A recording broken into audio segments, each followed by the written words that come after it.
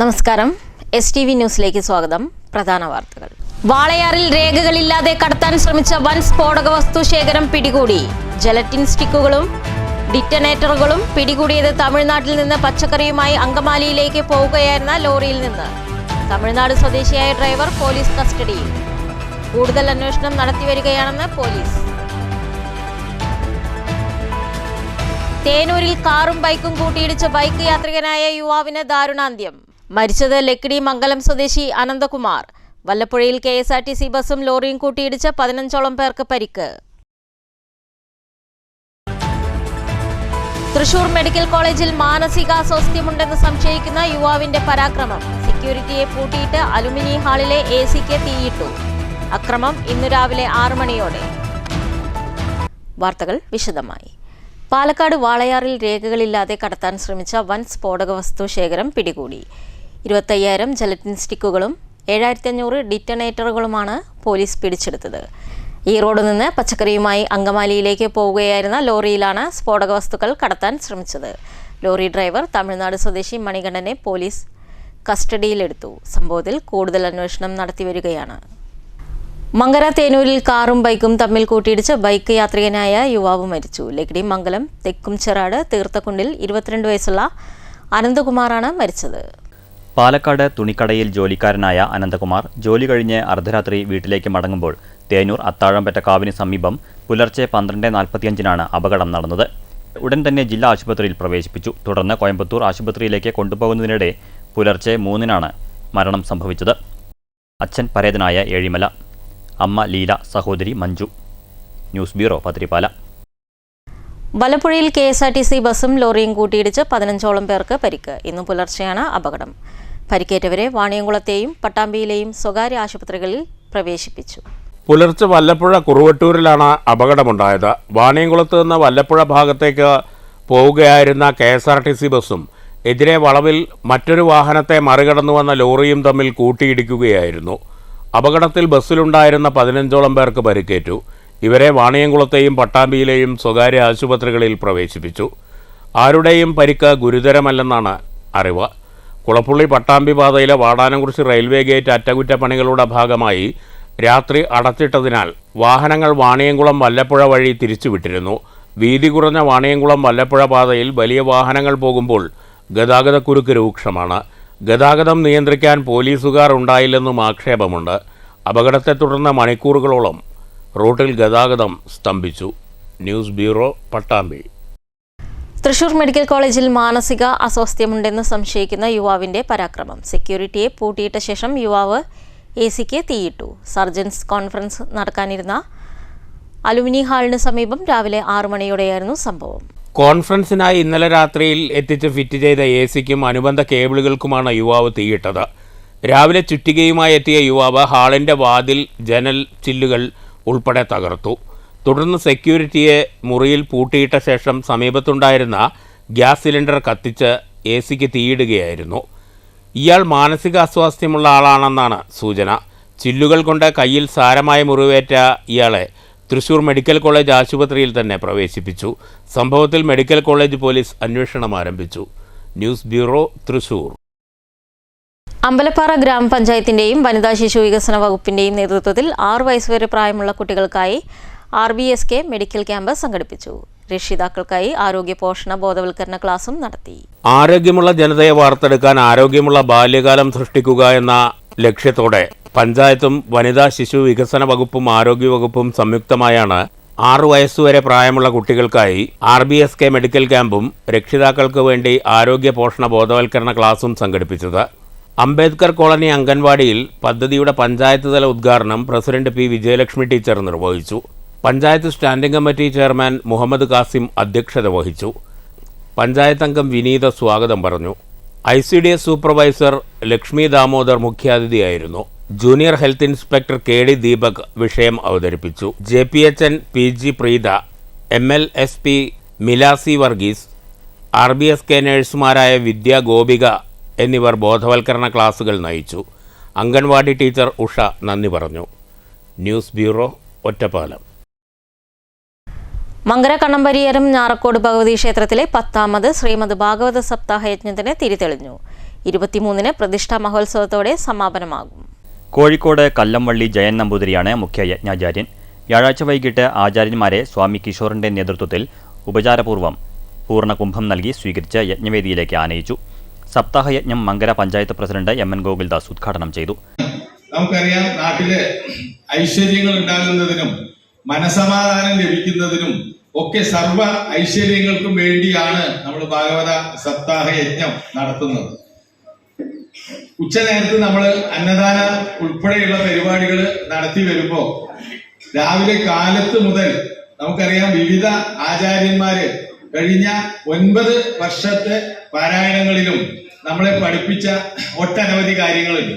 എന്നാ ഈ എല്ലാ കൊല്ലവും എന്തിനാ ഈ ഭാഗവത സപ്താഹ യജ്ഞം തന്നെ നടത്തണം എന്ന് ചോദിച്ചാൽ അതിന്റെ ഉത്തരം പറയാൻ ഞാനാണല്ലെങ്കിലും ഇതൊക്കെ ഇനിയിപ്പോ ബഹുമാനപ്പെട്ട ആചാര്യൻ ഇതൊക്കെ നമ്മളോട് പറയും. ക്ഷേത്രം പ്രസിഡന്റ് P. രാജൻ അധ്യക്ഷത വഹിച്ചു. യജ്ഞാചാര്യൻ കല്ലംവള്ളി ജയൻ നമ്പൂതിരി തിരിതെളിയിച്ചു. സ്വാമി കിഷോർ മങ്കര മുഖ്യപ്രഭാഷണം നടത്തി. Manager Krishnadas, K. Radhakrishnan, VK Mukundan, M. Kandamani, M. Ramachandran, PN Valsakumar, KK Krishnan, Narayanankutty Kalarikkal എന്നിവർ സംസാരിച്ചു. 23-ന് വെള്ളിയാഴ്ചയാണ് പ്രതിഷ്ഠാദിന ഉത്സവം നടക്കുക. എല്ലാ ദിവസവും വൈകിട്ട് വിവിധ കലാപരിപാടികളും അന്നദാനവും ഉണ്ടായിരിക്കും. News bureau, Pathirippala. പ്രശസ്ത കഥാകൃത്ത് മുണ്ടൂർ കൃഷ്ണൻകുട്ടിയുടെ സ്മരണയ്ക്കായി മുണ്ടൂർ കൃഷ്ണൻകുട്ടി സ്മാരക ട്രസ്റ്റ് ഏർപ്പെടുത്തിയ പുരസ്കാരത്തിന് കഥാകൃത്ത് സന്തോഷ് എച്ചിക്കാനം അർഹനായി. വൈശാഖൻ ചെയർമാനായ ജൂറിയാണ് സന്തോഷ് എച്ചിക്കാനത്തിന്റെ കവണ എന്ന കഥാസമാഹാരം തിരഞ്ഞെടുത്തതെന്ന് ട്രസ്റ്റ് സെക്രട്ടറി P. ചന്ദ്രശേഖരൻ പാലക്കാട്ട് വാർത്താ സമ്മേളനത്തിൽ അറിയിച്ചു. വർത്തമാനകാല ലോക സാഹചര്യങ്ങളെയും മനുഷ്യാവസ്ഥകളെയും തീക്ഷ്ണതയോടെയും അതേസമയം ആർദ്രതയോടെയും അടയാളപ്പെടുത്തുന്ന കഥകളാണ് സന്തോഷ് എച്ചിക്കാനത്തിൻ്റേതെന്ന് ജൂറി വിലയിരുത്തി. 25,000 രൂപയും പ്രശസ്തിപത്രവും ഫലകവും അടങ്ങുന്നതാണ് പുരസ്കാരം. ജൂൺ 1-ന് മുണ്ടൂരിൽ നടക്കുന്ന അനുസ്മരണ ചടങ്ങിൽ പുരസ്കാരം സമർപ്പിക്കുമെന്ന് ചന്ദ്രശേഖരൻ അറിയിച്ചു. 25,000 രൂപയും ഫലകവും പ്രശസ്തി പത്രവുമാണ് അവാർഡായിട്ട് നൽകുന്നത്. കഥാകൃത്തുക്കളിൽ നിന്നും പ്രസാധകരിൽ നിന്നും ക്ഷണിക്കപ്പെട്ട പുസ്തകങ്ങളിൽ നിന്നാണ് സന്തോഷ് എച്ചിക്കാനത്തിൻ്റെ കവണ എന്ന ചെറുകഥാസമാഹാരം തിരഞ്ഞെടുത്തത്.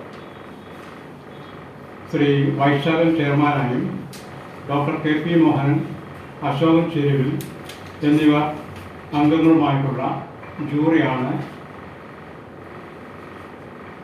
കവണ എന്ന പുസ്തകം തിരഞ്ഞെടുത്ത് സന്തോഷ് എച്ചിക്കാനത്തിന് അവാർഡ് നൽകുവാനുള്ള തീരുമാനത്തിൽ എത്തിയത്. Trust chairman S. ശെൽവരാജ്, അംഗങ്ങളായ M. കാസിം, VP ശശികുമാർ എന്നിവരും വാർത്താ സമ്മേളനത്തിൽ പങ്കെടുത്തു.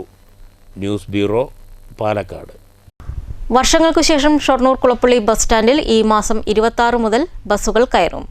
Bus owners association, police, RTO, നഗരസഭ എന്നിവരുടെ സംയുക്ത ചർച്ചയിലാണ് ധാരണ. ഒറ്റപ്പാലം തൃശൂർ ബസ്സുകൾ സ്റ്റാൻഡിൽ കയറേണ്ടതില്ല. ഷൊർണൂരിൽ നിന്ന് പാലക്കാട്, പട്ടാമ്പി ഭാഗങ്ങളിലേക്ക് പോകുന്ന ബസ്സുകൾ കുളപ്പുള്ളി ബസ് സ്റ്റാൻഡിൽ കയറി വേണം യാത്ര തുടരാൻ. എന്നാൽ ഒറ്റപ്പാലത്ത് നിന്ന് തൃശൂർ ഭാഗത്തേക്ക് പോകുന്ന ബസ്സുകൾക്ക് കുളപ്പുള്ളി സ്റ്റാൻഡിൽ കയറേണ്ടതില്ല. ഷൊർണൂർ സ്റ്റാൻഡിൽ കയറിയാൽ മതിയാകും. ഷൊർണൂരിലേക്ക് വരാത്ത എല്ലാ ബസ്സുകളും കുളപ്പുള്ളി ബസ് സ്റ്റാൻഡിൽ കയറി വേണം യാത്ര തുടരാൻ. വൺ വേ സംവിധാനമാണ് ഇവിടെ ഒരുക്കുന്നത്. ബസ് സ്റ്റാൻഡിലേക്ക് കയറുന്ന ഭാഗത്തുള്ള അനധികൃത പാർക്കിംഗ് ഒഴിവാക്കാനും പോലീസ് നിർദ്ദേശം നൽകിയിട്ടുണ്ട്. കുളപ്പള്ളി ബസ് സ്റ്റാൻഡിലേക്ക് ബസ് കയറുന്നതിന് വേണ്ടി ചില നിർദ്ദേശങ്ങൾ ആലോചിച്ചു. അതിൽ പ്രധാനമായിട്ടും ഒരു വൺ വേ സംവിധാനത്തിലൂടെ ഷൊർണൂരിൽ നിന്ന് പട്ടാമ്പിക്കും പാലക്കാട്ടേക്കും പോകുന്ന എല്ലാ വണ്ടികളും, എല്ലാ ബസ്സുകളും കുളപ്പള്ളി ബസ് സ്റ്റാൻഡിലേക്ക് കയറി വേണം പോകാൻ. മറ്റൊരു തീരുമാനമെടുത്തത് ഒറ്റപ്പാലത്ത് നിന്ന് വരുന്ന സമയത്ത് തൃശ്ശൂർക്കുള്ള ബസ്സുകൾ കുളപ്പള്ളി സ്റ്റാൻഡിലേക്ക് കയറേണ്ടതില്ല. അവർക്ക് നേരെ ഷൊർണൂർ സ്റ്റാൻഡിൽ വന്ന് പോകാവുന്ന നിലയിൽ ട്രാഫിക് നിയന്ത്രിക്കാനായിട്ട് നമ്മൾ തീരുമാനിച്ചു. അപ്പം അതിൻ്റെ അടിസ്ഥാനത്തിൽ ഇന്ന് ബസ് ഓണേഴ്സിൻ്റെയും അതുപോലെ തന്നെ പോലീസ്, RTO എന്നീ ഡിപ്പാർട്ട്മെന്റുകളെല്ലാം ചേർന്നുകൊണ്ട് ട്രാഫിക് റെഗുലേറ്ററി കമ്മിറ്റി എടുത്ത തീരുമാനം അത് അംഗീകരിക്കുകയും അതോടൊപ്പം തന്നെ ബസ്സുകാരുടെ ചില നിർദ്ദേശങ്ങളുണ്ടായിരുന്നു. ബസ് തിരിയുന്നിടത്തുള്ള പാർക്കിംഗ്. ട്രാഫിക് റെഗുലേറ്ററി കമ്മിറ്റിയുടെ തീരുമാനം അംഗീകരിച്ചുകൊണ്ടാണ് ബസ്സുകൾ സ്റ്റാൻഡിൽ കയറാൻ തീരുമാനിച്ചത്. 2005 MR മുരളി നഗരസഭാ ചെയർമാനായ സമയത്താണ് ബസ് സ്റ്റാൻഡ് നിർമ്മാണം പൂർത്തിയായത്. തുടർന്ന് കഴിഞ്ഞ മാസങ്ങളിൽ നഗരസഭ ബസ് സ്റ്റാൻഡ് നവീകരിച്ചിരുന്നു. മറ്റ് പ്രവർത്തനങ്ങൾക്കായി സ്റ്റാൻഡ് പ്രയോജനപ്പെടുത്താമെന്ന ചർച്ചകൾ പുരോഗമിച്ചിരുന്നെങ്കിലും ഒടുവിൽ ബസ്സുകൾ കയറി സ്റ്റാൻഡിനെ പ്രതാപത്തിലേക്ക് എത്തിക്കാൻ തന്നെയാണ് നഗരസഭയുടെ തീരുമാനം. News centre, Shoranur. മുതുതല കുടുംബാരോഗ്യ കേന്ദ്രം പ്രവർത്തനം ഇനി സ്വന്തം കെട്ടിടത്തിലേക്ക്. അത്യാധുനിക സൗകര്യത്തോടെ കെട്ടിടം നിർമ്മിച്ചത് 2 കോടി രൂപ ചെലവിൽ. ഉദ്ഘാടനത്തിന് സജ്ജമായ കെട്ടിടം മെയ് 18-ന് ആരോഗ്യമന്ത്രി വീണ ജോർജ് നാടിന് സമർപ്പിക്കും. ചിരകാല സ്വപ്നം യാഥാർത്ഥ്യമാക്കി മുതുതല കുടുംബാരോഗ്യ കേന്ദ്രം പ്രവർത്തനം ഇനി സ്വന്തം കെട്ടിടത്തിലേക്ക്. വർഷങ്ങളായി വാടക കെട്ടിടത്തിൽ ഏറെ പരിമിതിക്കുള്ളിലായിരുന്നു മുതുതല പ്രാഥമിക ആരോഗ്യ കേന്ദ്രം പ്രവർത്തിച്ചു വരുന്നത്. സ്ഥലപരിമിതിയിൽ ജീവനക്കാരും രോഗികളും ഏറെ പ്രയാസത്തിലായിരുന്നു. പ്രാഥമിക ആരോഗ്യ കേന്ദ്രം കുടുംബാരോഗ്യ കേന്ദ്രമാക്കി ഉയർത്തിയതോടെ ആവശ്യത്തിന് സൗകര്യം ഇല്ലാതായി. ഈ സാഹചര്യത്തിലാണ് മികച്ച സൗകര്യത്തോടെയുള്ള പുതിയ ഇരുനില കെട്ടിടം നിർമ്മിക്കാൻ പദ്ധതിയായത്. 2 കോടി രൂപ ചെലവഴിച്ചുള്ള കെട്ടിട നിർമ്മാണമാണ് ഇപ്പോൾ പൂർത്തീകരിച്ചിരിക്കുന്നത്. അത്യാധുനിക രീതിയിൽ സ്വകാര്യ ആശുപത്രികളോട് കിടപിടിക്കുന്ന തരത്തിലാണ് പുതിയ കെട്ടിടം യാഥാർത്ഥ്യമായിരിക്കുന്നത്. ഇതോടെ ജില്ലയിലെ ഏറ്റവും വലിയ പ്രാഥമിക ആരോഗ്യ കേന്ദ്രമായി മുതുതല ആരോഗ്യ കേന്ദ്രം മാറി. 8000 ചതുരശ്രയടി വിസ്തീർണത്തിലാണ് നിർമ്മാണം. OP വിഭാഗം, ഡോക്ടർമാരുടെ റൂമുകൾ, pharmacy, laboratory, mini operation theatre, observation room, conference hall തുടങ്ങിയവയാണ് കെട്ടിടത്തിൽ വിഭാവനം ചെയ്തിട്ടുള്ളത്. PWD കെട്ടിട വിഭാഗത്തിൻ്റെ മേൽനോട്ടത്തിലായിരുന്നു നിർമ്മാണം. നിർമ്മാണത്തിൻ്റെ ഉദ്ഘാടനവുമായി ബന്ധപ്പെട്ട് ജനപ്രതിനിധികളുടെ നേതൃത്വത്തിൽ യോഗം ചേർന്നു.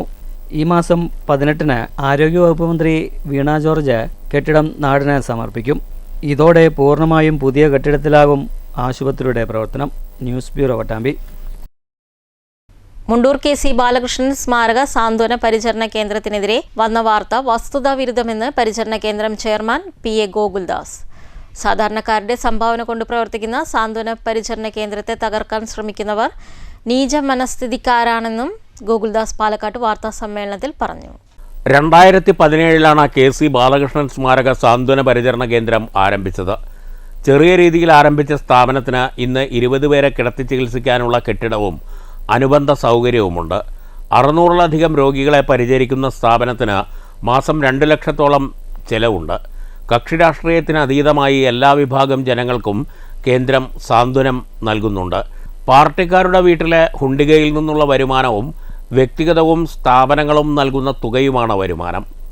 എല്ലാ പണമിടപാടുകളും ബാങ്ക് മുഖേനയാണ്. കൃത്യമായി ഓഡിറ്റും സമർപ്പിക്കുന്നുണ്ട്. അഭിമാനത്തോടെ ജനിച്ചവർ അന്തസ്സായി മരിക്കണമെന്ന ആശയത്തിലാണ് കേന്ദ്രം പ്രവർത്തിക്കുന്നത്. അവാസ്തവമായി വാർത്ത നൽകിയത് തിരുത്തിയില്ലെങ്കിൽ നിയമ നടപടി സ്വീകരിക്കും. എന്തു വില കൊടുത്തും കേന്ദ്രത്തെ സംരക്ഷിക്കുമെന്നും PA ഗോകുൽദാസ് വാർത്താ സമ്മേളനത്തിൽ പറഞ്ഞു.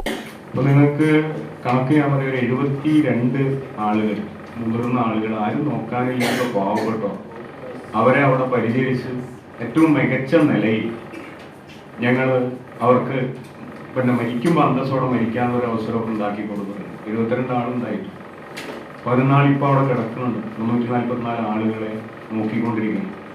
മാത്രമല്ല ആ പരിചരണ കേന്ദ്രത്തോട് ആളുകൾ എടുക്കുന്നൊരു സമീപനം എങ്ങനെയാണെന്ന് ചോദിച്ചാൽ, ഇപ്പോൾ ഈ വിവാഹം, മരണം, പിറന്നാൾ ഇതിലൊക്കെ കിട്ടുന്ന ധനസഹായം മാത്രമേ ഞങ്ങൾക്ക് അവിടെ ഉള്ളൂ. അതിൽ ഒരു ആചാരമാണ്. ഇപ്പോൾ ഞങ്ങൾ 5-6 പഞ്ചായത്തുകളിൽ കല്യാണം ഉണ്ടെങ്കിൽ കത്ത് തരുമ്പോൾ എന്നെ വിളിക്കുക, അവർ പറയാ പാലിയേറ്റീവിനൊരു സംഭാവന ഉണ്ട്, വരണം. സംഭാവന ഉണ്ടെങ്കിലേ വരൂ എന്ന് ഉറപ്പുള്ളതുകൊണ്ട് ആദ്യം പറയുന്നത് അതെന്തിട്ടോന്ന് നിർബന്ധമായി വരണം എന്നുള്ളത് ഇത് മുൻകൂട്ടി പറഞ്ഞിട്ടാണ് വിളിക്കാറ്. അപ്പൊ ഇതൊക്കെ വെച്ചിട്ടാണ് ഇത് നടന്നു പോയിക്കൊണ്ടിരിക്കുന്നത്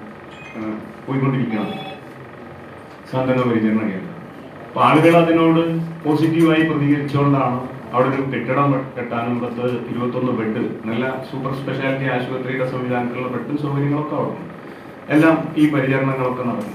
ഒരു മാസം 1.25 മുതൽ 2 ലക്ഷം വരെയുള്ള പണം ചെലവാണ്. ഒരു പൈസ പോലും പിരിക്കാതെ മറ്റു നിലയിൽ സമാഹരിക്കാതെ ആരംഭിച്ചതാണ്. ഇന്നും അത് നിന്നു പോകുന്നത് ഈ ഒരു വിശ്വാസ്യതയുടെ ഭാഗമായിട്ടാണ്. News bureau, Palakkad. പ്രധാന വാർത്തകൾ വീണ്ടും. വാളയാറിൽ രേഖകളില്ലാതെ കടത്താൻ ശ്രമിച്ച വൻ സ്ഫോടക വസ്തു ശേഖരം പിടികൂടി. ജലറ്റിൻ സ്റ്റിക്കുകളും ഡിറ്റനേറ്ററുകളും പിടികൂടിയത് തമിഴ്നാട്ടിൽ നിന്ന് പച്ചക്കറിയുമായി അങ്കമാലിയിലേക്ക് പോവുകയായിരുന്ന ലോറിയിൽ നിന്ന്. തമിഴ്നാട് സ്വദേശിയായ ഡ്രൈവർ പോലീസ് കസ്റ്റഡിയിൽ. കൂടുതൽ അന്വേഷണം നടത്തിവരികയാണെന്ന് പോലീസ്. തേനൂരിൽ കാറും ബൈക്കും കൂട്ടിയിടിച്ച ബൈക്ക് യാത്രികനായ യുവാവിന് ദാരുണാന്ത്യം. മരിച്ചത് ലക്കിടി മംഗലം സ്വദേശി അനന്തകുമാർ. വല്ലപ്പുഴയിൽ KSRTC ബസും ലോറിയും കൂട്ടിയിടിച്ച് 15ഓളം പേർക്ക് പരിക്ക്. തൃശൂർ മെഡിക്കൽ കോളേജിൽ മാനസികാസ്വാസ്ഥ്യമുണ്ടെന്ന് സംശയിക്കുന്ന യുവാവിന്റെ പരാക്രമം. സെക്യൂരിറ്റിയെ പൂട്ടിയിട്ട് അലുമിനി ഹാളിലെ AC-ക്ക് തീയിട്ടു. അക്രമം ഇന്നു രാവിലെ 6 മണിയോടെ. ഈ വാർത്താ ബുള്ളറ്റിൻ അവസാനിക്കുന്നു. നമസ്കാരം.